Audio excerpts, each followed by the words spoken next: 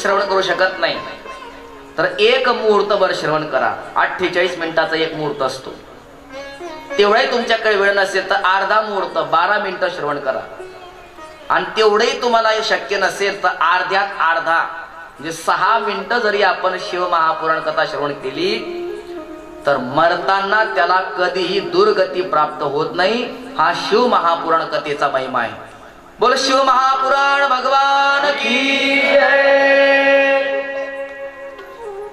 यत् पुण्यम सर्व दानेषु सर्व यज्ञेषु वा मुने शंभो पुराण श्रवणात तत्फलम निश्चयम भवेत्. सर्व प्रकारच्या मोठमोठ्या दानाने जे पुण्य मिळतं, मोठमोठे यज्ञ केल्यानंतर जे पुण्य प्राप्त होतं ते सर्व पुण्य शिव महापुराण कथा केवळ श्रवण केल्याने प्राप्त होत असतं. अमृत पान केलं तर तो अमृत पान करणारा एकटा अमर होतो, परंतु जो शिव महापुराण श्रवण करतो तो आपल्या कुलाला उद्धार करत असतो. संपूर्ण कुळाचा उद्धार करणारा तो होत असतो. 24,000 श्लोक 7 संहितांनी युक्त शिव महापुराण ग्रंथाचं जो वाचन करतो, पठन करतो, व्यास महर्षी म्हणतात तो जीवन मुक्त होतो. ज्या घरामध्ये शिवकथा होते त्या घराला साधारण घर समजू नये, ते साक्षात तीर्थ बनतं. म्हणून कथा जरी होत नसेल तर घरामध्ये शिवपुराण ग्रंथाचं स्थापना करावी. दररोज 1-2 श्लोक त्या श्लोकाचा अर्थ वाचावा. नाही तेवढा वेळ तर निदान ग्रंथाचं दर्शन जरी घेतलं तरी आपलं घर परम पावन होत असतं. असा परम पावन असा शिवपुराण ग्रंथ आहे. एखाद्याला आपण पापी तोपर्यंत म्हणू शकतो जोपर्यंत तो शिव महापुराण कथा श्रवण करत नाही. एकदा शिव महापुराण कथा श्रवण केली की त्याने केलेली अगणित सर्व पाप जळून भस्मसात होतात. जो अर्थासहित वाचन करतो तो पुण्यात्मा होतो. मरत असताना अंतकाळी ज्याच्या कानावर शिव महापुराणाची कथा पडते अंती त्याला परमगती प्राप्त होत असते. भगवान शंकराचं जो पूजन करतो, शिव महापुराण कथा श्रवण करतो, त्याला अंती शिवपदाची प्राप्ती होत असते. श्रवणाने पठनाने धर्म अर्थ काम मोक्ष हे 4ही पुरुषार्थ प्राप्त होत असतात. असा शिव महापुराण ग्रंथाचा महिमा आहे. म्हणून चला एकदा आपण शिव महापुराण ग्रंथाला आणि भगवान शंकराला वंदन करूया. मी श्लोक पुढे बोलतो, तुम्ही सर्वांनी पाठीमागे बोलायचं आहे. वंदे शिवपुराणं हि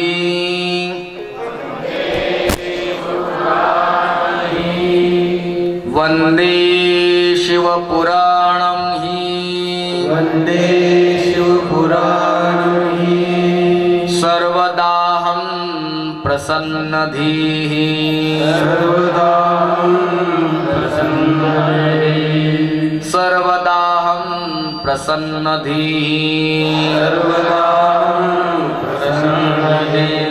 शिवः प्रसन्नतां यायात् शिवः प्रसन्नतां यायात् दद्यात् स्वपदयोरतिं दद्यात् स्वपदयोरतिं.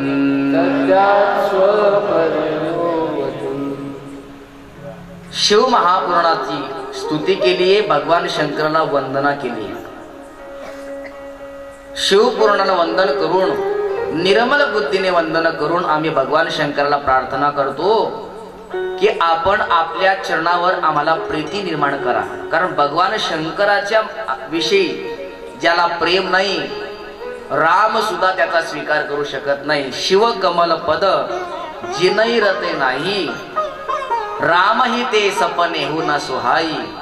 म्हणून रामाचे भक्त असाल तर भगवान शंकराच्या चरण कमलावर प्रेम निर्माण झालंच पाहिजे. जर राम शिव कमलावर पद नसेल, प्रेम नसेल तर रामाला सुद्धा तो आवडत नाही.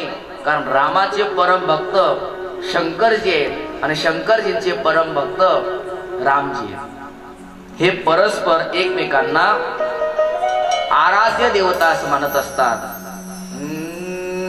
हरी हर एक हे दोनो ना एकम हे नावो कम हे. हरी हर एक हे दोनो ना एकम हे नावो कम हे. हरी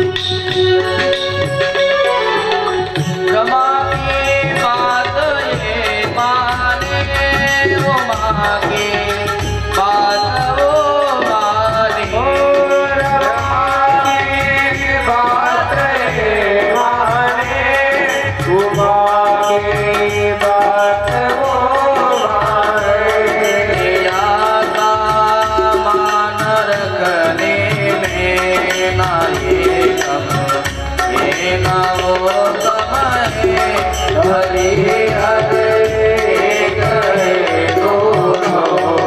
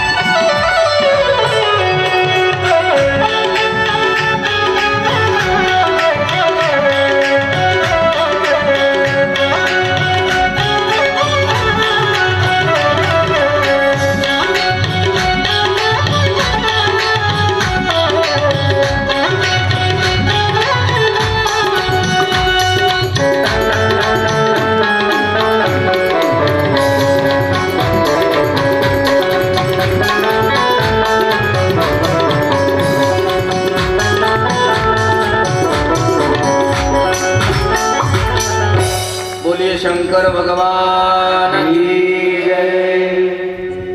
भगवान शिवशंकर आणि रामप्रभू भगवान विष्णू हे दोन नसून एकच आहे। हरिहरा भेद नाही नका करू वाद। एक एकाचे हृदयी गोडी साखरेची ठाई।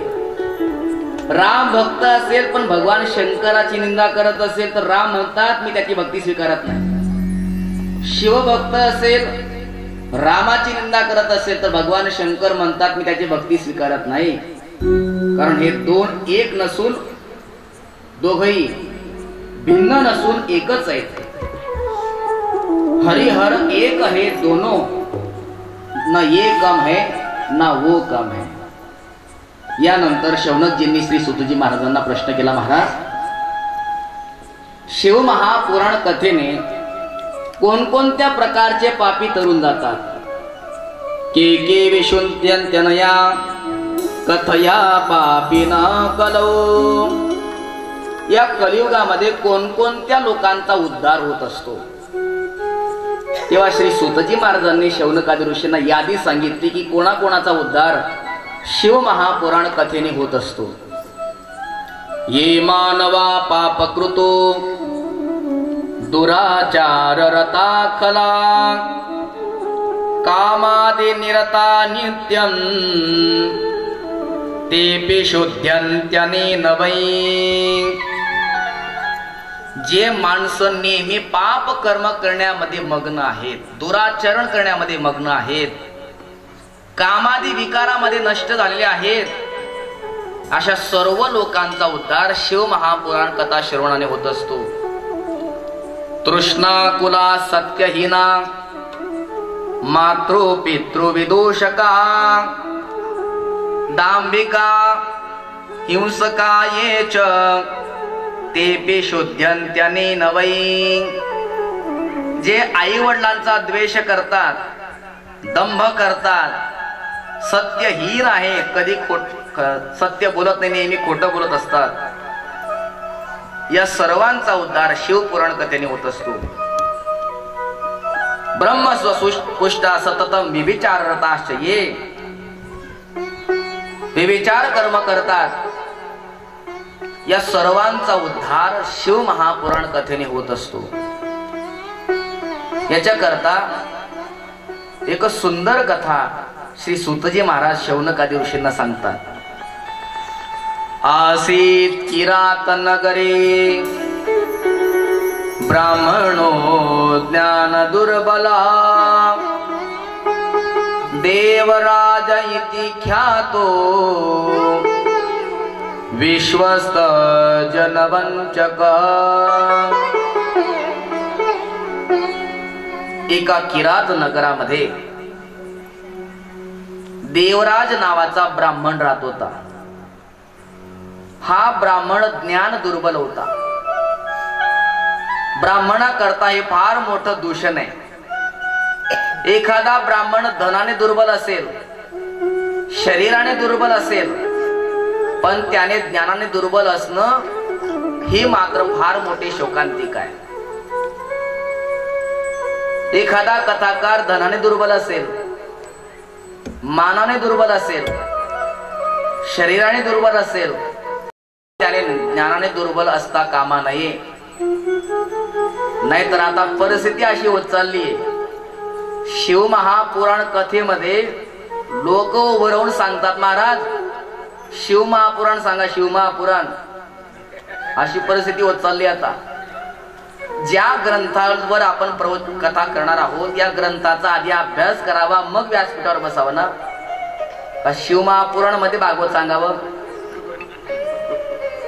लोक काही आग्रह करतील, आपण आपल्याला समजलं पाहिजे ना आपण किती पाण्यात आहे असं। म्हणून एखाद्या ब्राह्मणाला कोणी धन दुर्बल म्हटलं असेल चालेल, पण त्याला ज्ञान दुर्बल कधी असता कामा नये। पण हा देवराज ब्राह्मण ज्ञान दुर्बल होता। विश्वस्त जनवंचक हा एवढा हा दुराचारी होता की याच्यावर जे विश्वास ठेवायचे यांना सुद्धा हा लुबाडायचा, ठगबाजी करायचा। एकदा तो स्नान करण्याकरता एका सरोवरामध्ये गेला, तर तिथे एक शोभावती नावाची वेश्या स्नान करत होती आणि स्नान करत असताना वेश्येला जेव्हा या देवराज ब्राह्मणाने पाहिलं, याच्या मतीमध्ये कुबुद्धी निर्माण झाली, कुमती झाली आणि तो वेश्यागमनी झाला, व्यभिचार कर्म करू लागला. म्हणून सावधान.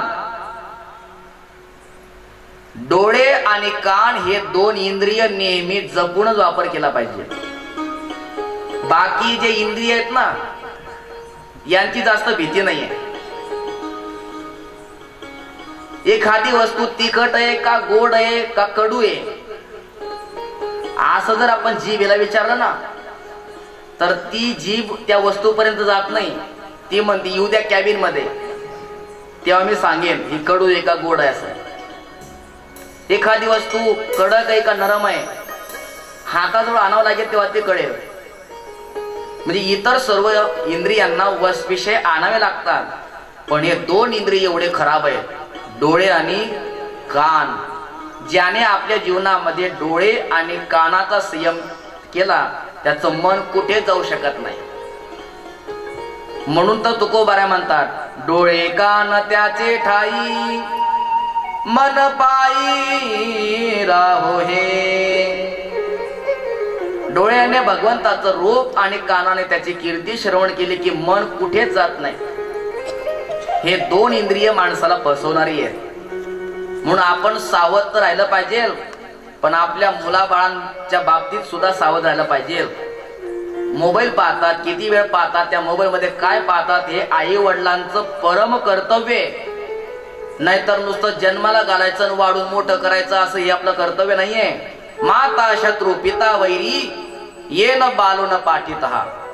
ते आई वडील आपल्या मुलाचे सख्खे शत्रू आहेत, जे आपल्या मुलाला सुसंस्कारित करत नाही.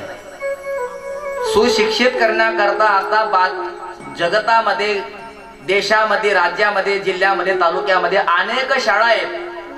मराठी शाळेत पाठवा, इंग्लिश मीडियम मध्ये पाठवा, सीबीएसई मध्ये पाठवा की आणखी कोणत्या शाळेत पाठवा, तिथे मुलगा सुशिक्षित होईल. पण सुशिक्षित तर भरपूर होत आहेत, सुसंस्कारित होण्याची आता गरज आहे. आपलं म्हातारपण चांगलं जावं, याने आपल्या म्हातारपणामध्ये कमरेवर लात मारून हाकलू नये, याच्या करता त्याला सुशिक्षित पेक्षा सुसंस्कारित बनवण्याची गरज आहे. बोले शंकर भगवान की.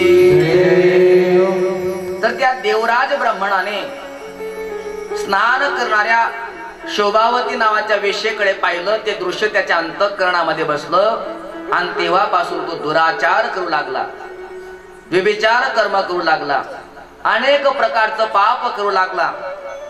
ते पाप करता करता म्हातारपण आलं. गावातल्या लोकांनी त्याला काढून दिलं. दुराचरणामुळे कोणी त्याच्याशी व्यवस्थित बोले ना. तर तो भ्रमण करता करता करता प्रतिष्ठानपूर अर्थात प्रयागराज जवळ एक जोशी नावाचं गाव आहे, त्या ठिकाणी आला. भिक्षा मागायचा. एका शिवालयामध्ये राहायचा आणि शिवालयामध्ये एक ब्राह्मण देवता गावातील लोकांना शिव महापुराण कथा सांगत होते. हा त्या शिवालयामध्ये गेला आणि त्याला ज्वराने संतप्त तो झाला. त्याला ताप आला. 1 दिवस 2 दिवस 3 दिवस करता करता महिनाभर त्याचा ताप गेलाच नाही. महिनाभर कथा चालली तर त्याने तशाच अवस्थेमध्ये शिव महापुराण कथा श्रवण केली आणि तापात ज्वराने अत्यंत संतप्त झाल्यामुळे महिनाभरातच त्याचा मृत्यू झाला.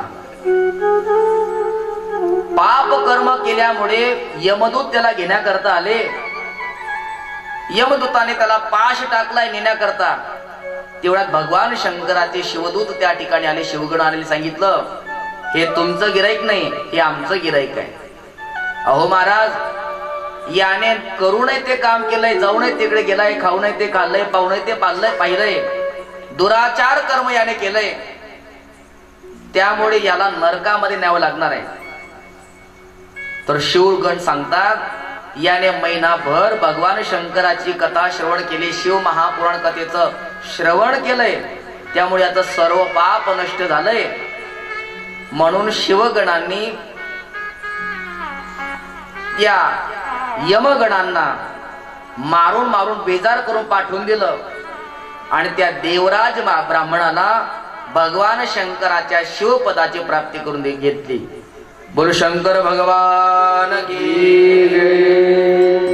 धन्या शिवपुराणस्य कथा परम पावनी यस्या श्रवण मात्रेन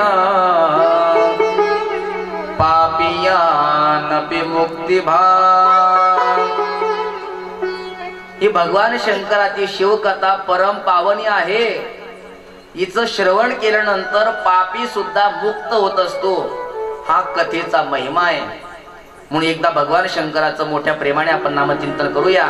एकदा सर्वांनी उभे राहा. बसून बसून त्रास झाला असेल, थोडासा पाय दुखून आले असतील तर मोकळे होऊन जातील. भगवान शंकराच्या नामचिंतनामुळे सर्वांनी मनमुक्त आनंद घ्यायचा आहे. शिवशंकर भोले गले में नाग डोले जटा में से गंगा बहाए रे. शिवशंकर भोले गले में नाग डोले जटा में से गंगा बहाए रे.